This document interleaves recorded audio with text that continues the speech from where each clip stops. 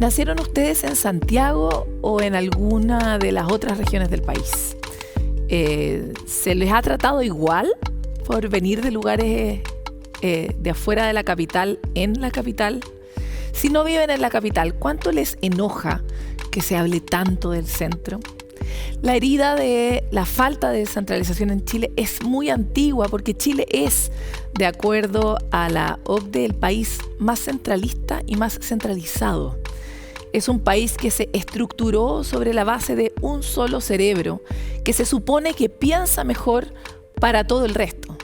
Sin embargo, la versatilidad de nuestro territorio, la diversidad de nuestro territorio y de la gente que lo habita, ha hecho que esto se transforme en un dolor sistemático de falta de capacidad, justamente para ver cómo es vivir en cada lugar, cómo se transita la vida, qué oportunidades tenemos, si morimos más o menos por vivir en un territorio que no sea la capital, si tenemos mejor o peor educación y tantas otras preguntas que probablemente ustedes ya se contestaron. Queremos pensar sobre esto y para eso hemos invitado, obviamente, al director de la Fundación Piensa, del todo coherente, Juan Pablo Rodríguez. Muchas gracias por estar aquí. Paloma, muchas gracias por la invitación. Encantado de estar acá y encantado de compartir este tema tan relevante para la cohesión social, para el país, como es la descentralización. Ya, este es un tema como buena estructura centralista del que hablamos muy poco. Y de hecho, cada vez que lo escuchamos es como un poco, qué lata, ¿no? Sobre todo cuando uno está en el centro. Sin embargo, representa a todo el país y cada vez que uno se encuentra con cualquier persona que ni siquiera de fuera de la región metropolitana, de los bordecitos de la región metropolitana hacia el norte y hacia el sur, este dolor es transversal. Ustedes han seguido bastante el tema de la descentralización. Tú mismo eres un producto de fuera del centro, eres de la región de Valparaíso y por lo mismo me encantaría saber tu mirada general sobre cómo estamos en esta tarea y por qué esta es una conversación de cohesión social. Sí, mira, lo primero que la gente tiene que tener claro, tú lo sabes mejor que nadie, Paloma, Chile es un país no así un poquito centralista o que, como se dice en Chile, Dios está en todas partes, pero atiende en Santiago, ¿no? Que da cuenta de este... No, Chile es un país extremadamente centralista, que está en los bordes del centralismo. De hecho, hasta antes de la primera elección de gobernador regional, Chile era el único país de la OECD que no elegía a su máxima autoridad del gobierno ejecutivo regional por elección democrática, por elección popular. Si uno mira, para ver dónde toman los países las decisiones, hay que mirar muchas veces la billetera, ¿no? Si uno mira la decisión del gasto público en Chile, ¿dónde se toma esa decisión? ¿Quién la toma?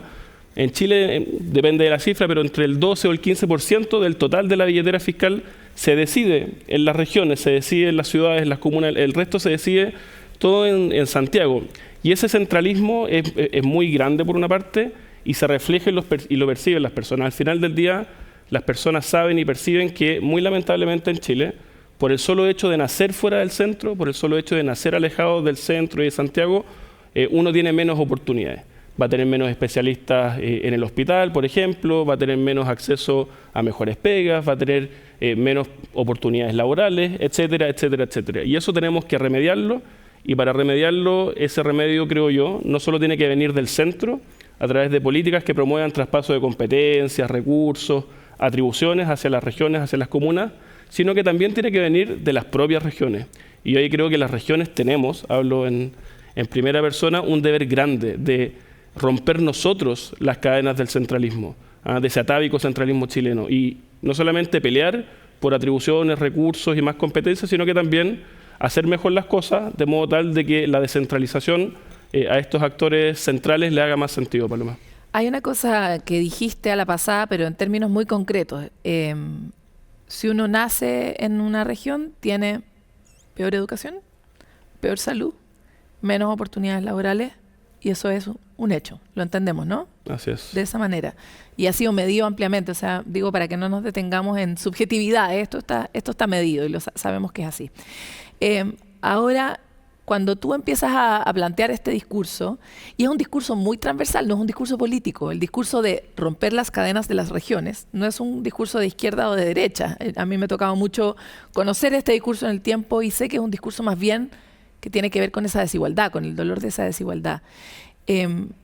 Pero cuando lo dices, al tiro, este Chile al que le gusta que la cosa no sea tan revuelta, este Chile que tiene un apego al orden, se incomoda.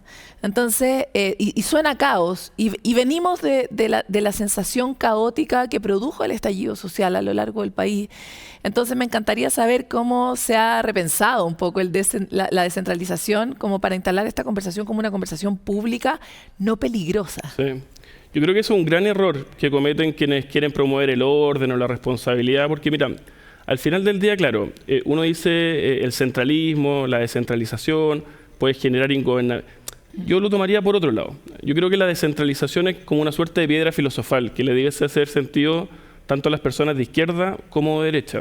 Porque el razonamiento es muy básico y sencillo. Mire, en la medida que las decisiones a los problemas públicos se tomen más cerca de donde ocurren esos problemas públicos, es más posible que esa sea una mejor decisión, que sea una decisión más eficiente, y que sea una decisión más eficaz, que se utilice porque es obvio, ¿no? Usted está en su casa, usted conoce el problema de su hijo, de quienes están cerca, ¿quién mejor que usted para tomar esa decisión? Ahora, si por razones de economía de escala u otras, tiene más sentido que la decisión la vaya tomando ya no un grupo cercano, sino que el municipio, el gobierno regional, después el gobierno nacional, bueno, vamos viendo quién va tomando la decisión. Pero la primera aproximación sería que la decisión la tome aquel que está más cerca de donde ocurre el problema. Y si Chile, Paloma, como yo creo, tiene problemas de fractura social, tiene problemas que nuestro tejido social en distintas dimensiones, las juntas de vecinos, clubes deportivos, las asociaciones civiles, gremiales, han ido perdiendo fuerza, a mi juicio, la descentralización es el perfecto remedio para recomponer ese tejido social y que las decisiones las empecemos a tomar más de abajo hacia arriba y vayamos fortaleciendo esos pequeños pelotones, esos pequeños grupos, esas pequeñas asociaciones que van a su vez, en la medida que vayan teniendo recursos, competencias, atribuciones, tomando decisiones, la gente va a decir, bueno, entonces estas autoridades locales hacen la pega y hacen mejor la pega y voy creyendo más en la democracia y si creo más en la democracia participo más. Entonces parte un círculo virtuoso en orden a volver a creer en la democracia, volver a creer o recomponer nuestro tejido social y además, para quienes tienen estos temores centralistas de que, oye, o se van a robar la plata, oye, no sabemos quién va a implementar estas competencias, oye, esto va a generar gobernabilidad. No, todo lo contrario. Una descentralización responsable debe generar más gobernabilidad y debe generar decisiones públicas más eficientes y más eficaces. Bueno, algo interesante que ha pasado en las últimas elecciones es que, de hecho, todas las cartas presidenciables o que tienen potencial presidenciable son figuras que trabajan en los territorios. O sea, desde el alcalde Bodanovich hasta la exalcaldesa Evelyn Matei, e incluso el gobernador regional metropolitano, son figuras que están un poquito más abajo, ¿no? Y eso igual da cuenta de algo que están diciendo las personas. Sí, yo ahí lo que diría es que Chile evidentemente hoy día tiene un problema de gobernabilidad, ¿cierto? Y la ciudadanía percibe que sus políticos están encerrados entre cuatro paredes, hablando entre políticos, cuestiones que no le importan a nadie y que poco repercuten en la vida cotidiana de las personas. En eso hay un contraste grande con las autoridades locales, que muchas veces traspasan ese clivaje izquierda-derecha y las buenas autoridades locales están más bien preocupadas de la gestión de asuntos públicos locales que afectan mucho en lo cotidiano de las personas, generando alianzas que trascienden esta pelea política ideológica y ahí los ciudadanos ven efectivamente políticos, pero que hacen una labor política que redunda en mejor calidad de vida de las personas. Y por lo tanto yo insisto en el punto. Si es que nosotros queremos que la ciudadanía se reencante con la democracia, si nosotros queremos que nuestro país tenga más gobernabilidad, tenemos que promover procesos, competencias y recursos para que cerca de donde ocurren los problemas y en aquellas autoridades en que la ciudadanía tiene más confianza, yo creo que en el fondo que autoridades locales se proyecten como autoridades presidenciales, da cuenta de aquello, es una buena receta para perfeccionar nuestra democracia, para generar más gobernabilidad y al final del día para que a la ciudadanía le haga más sentido la democracia en un contexto chileno que está en crisis por su ingobernabilidad, pero también hay que decirlo en un contexto global en donde cada vez es más difícil tomar decisiones en todas partes del mundo. Hace unos años atrás, acá en CNN hacíamos un programa que se llamaba Panorama Chile, la voz de las regiones. Muy buen programa. Gran programa. Y Y recuerdo, me tocó mucho estar en distintos lugares de Chile por razones evidentes, y la gente de Calama me contaba casos de que, por ejemplo, indignada, y yo muy ignorante también, como nos acaban de mandar una plaza y la plaza no tiene techo, me decía. Y la gente de Magallanes me decía, ¿y sabes lo que nos mandaron para el 18? Volantines, me decía. Y claro, pues un gran chiste en el fondo. Uno no puede vivir en Magallanes y elevar un volantín por razones evidentes, ¿no? Y sabes, perdón que te interrumpa, Paloma, lo que nos mandaron a Valparaíso desde el centralismo santiaguino, micros, oruga del Transantiago, que eran incapaces de moverse en los cerros de Valparaíso, porque es de una escala completamente distinta a la propia del transporte público en la región de Valparaíso. Y esa mentalidad que uno dice, oye, esto es anecdótico, por tal o cual motivo que da hasta risa. A nosotros nos da pena, pero... Da pena y risa. Da pena y risa, así es el humor, ¿no? Esa es la pero gracia, refleja un problema de diseño, un problema central, un problema cultural gravísimo, que si no nos hacemos cargo, nosotros estamos en un incipiente proceso de descentralización, pero si no nos hacemos cargo, esto en el mediano plazo va a generar que Chile no pueda ser un país desarrollado si es que queremos serlo. Si seguimos concentrando poder, concentrando recursos, concentrando oportunidades, concentrando a la población en un solo territorio. Y concentrando malos chistes, ¿no? Dolores, porque eso también genera harta rabia. De hecho, nosotros siempre invitábamos a la gente que contara su caso de centralismo, porque es una gran oportunidad de reírnos y llorar juntos y de alguna forma unirnos en el humor, en este caso de lo difícil que es esta herida. Ahora, me encantaría avanzar hacia lo que acabas de decir, y es el Chile del futuro. Da la impresión que cualquier estructura, y esto no lo planteo yo, lo plantean grandes teóricos, uno de ellos un botánico que se llama Stefano Mancuso, y dice, el futuro es vegetal, porque las plantas tienen la inteligencia descentralizada, pero también funciona de esa manera el Bitcoin, Internet, y cualquier solución que permita resolver rápido los problemas, un poco lo que decías antes tú. Entonces, ¿cuál es la mano que tienen las personas desde las regiones para articularse y acelerar la llegada de este futuro más descentralizado? También pasa con la energía. Sí. Si uno distribuye la energía, el sistema energético es más resiliente. Eso también está muy estudiado. Entonces, ¿cuál es esa palanca que tú decías al inicio de esta entrevista que sí existe desde las regiones para activar un futuro más descentralizado? Sí, yo diría, esto también lo dicen muchos teóricos, el poder nadie lo regala, ¿no? El poder nadie lo reparte gratuitamente. Esto no es una crítica, es una crónica. Así funciona el mundo, si uno ve la historia, así funcionan las cosas. Quien tiene poder, su inercia natural es a mantenerlo, es a conservarlo. Hoy día, si el poder está en Santiago, si el poder está en 3 o 4 comunas, si el poder está en 2 o 3 universidades, la inercia es aquellos que quieran mantenerlo. Y por lo tanto, quienes vemos en eso una mala receta para el desarrollo de Chile, tenemos que disputar ese poder, tenemos que salir a pelear ese poder, porque ese poder nadie nos lo va a regalar. Y por lo tanto, ejemplo, yo te diría, perdón lo propio, pero la Fundación Piensa, la institución que yo dirijo. Nosotros somos el único centro de estudio, nosotros lo que tratamos de hacer es reflexión intelectual para contribuir al debate público, para hacer propuestas de políticas públicas, para participar del debate nacional desde nuestras ideas y también para promover un debate público local riguroso. Nosotros tenemos encuestas de opinión, por ejemplo, que son como una suerte de encuesta CEP, pero a nivel regional.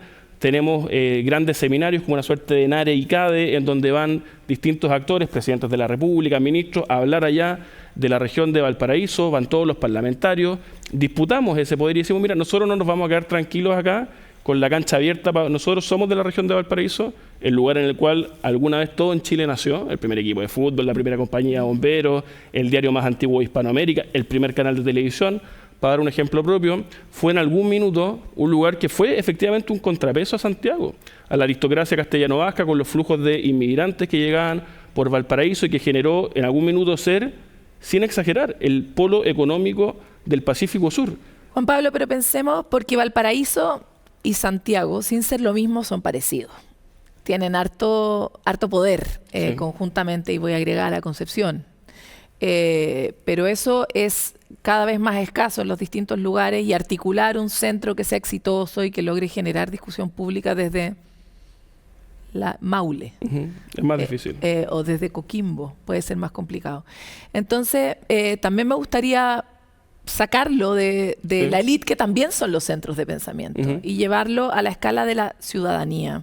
Tal vez vincularlo a las elecciones que estamos teniendo hoy día y a la figura de gobernador regional, que a veces, o sea, que antes, hace poco, no la elegíamos. Sí. Entonces, ¿cuáles son esas otras cosas donde las personas pueden utilizar estas herramientas para construir el tejido social? Sí. Yo diría dos cosas desde la perspectiva como más institucional.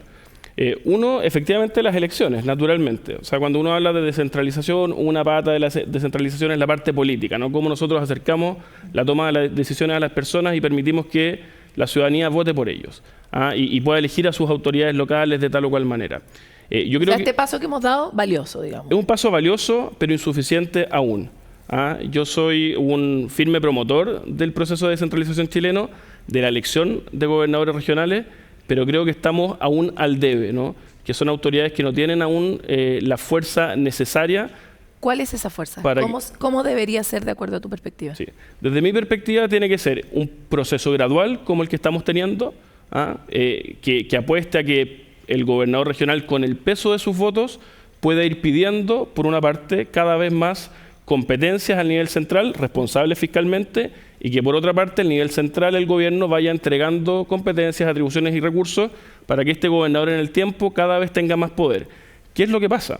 Así está diseñado este proceso, pero los gobernadores regionales, creo yo, no han hecho bien la pega en muchos casos. Te pongo un ejemplo, Paloma, sin ser técnico, pero acá hay dos mecanismos. O el gobernador puede pedir más competencias o el gobierno de oficio le puede dar más competencias.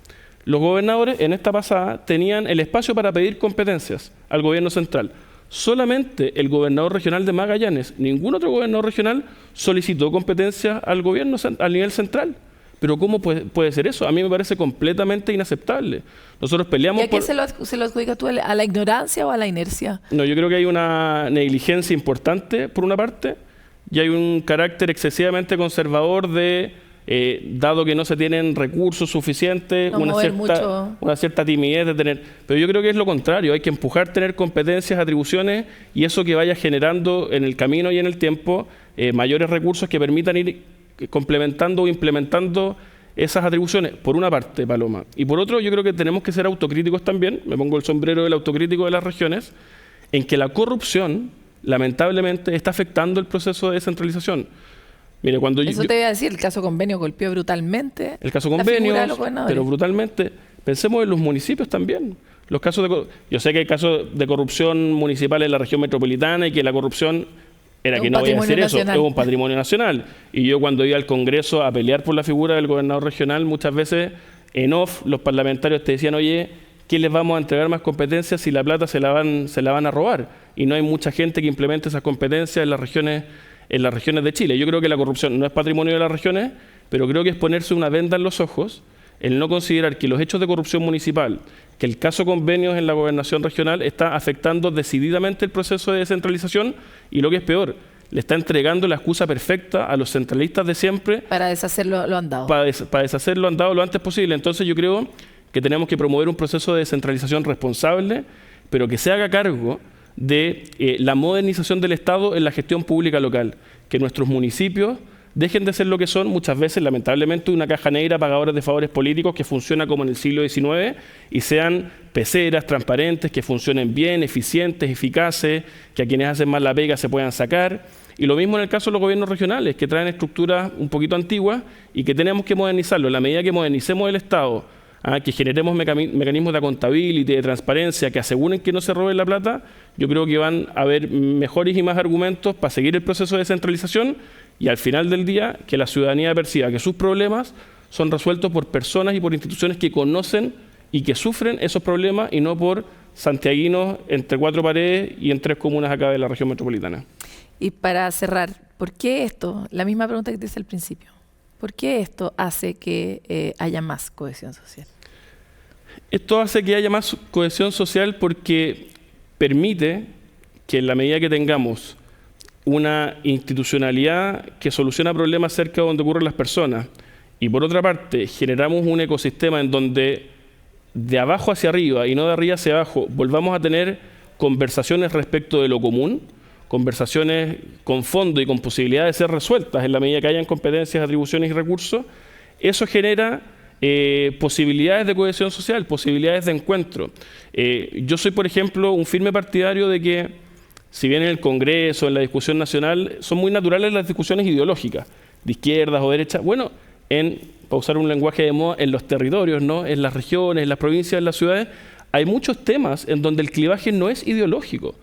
Perdón que lo lleve al caso que yo conozco, la región de Valparaíso. La extensión del metro a La Calera, la necesidad de un tren de velocidad entre Valparaíso y Santiago, las necesidades de obras de infraestructura, el recuperar los centros de nuestras ciudades muy deteriorados hace mucho rato, pero especialmente después del 18 de octubre. Todos esos son cosas que debiesen unir a autoridades locales con independencia de su color político. Entonces, esa posibilidad de ver políticos que se ponen de acuerdo respecto de temas que afectan verdaderamente la calidad de vida de las personas, en lo local, en lo descentralizado, hay mucha más posibilidad que se dé que en lo central, en lo nacional, que en el Congreso y en la moneda. Y por lo tanto, en ese sentido yo creo que la descentralización no es de izquierda o derecha y es un remedio perfecto para la fractura social que vivimos y para recomponer nuestro tejido social. Te tengo que despedir, Juan Pablo. Así es la vida. Lamentablemente, pero encantado de estar acá. Muchas gracias por la invitación y un gran tema el que abordamos hoy día. Muchas gracias a ti por estar.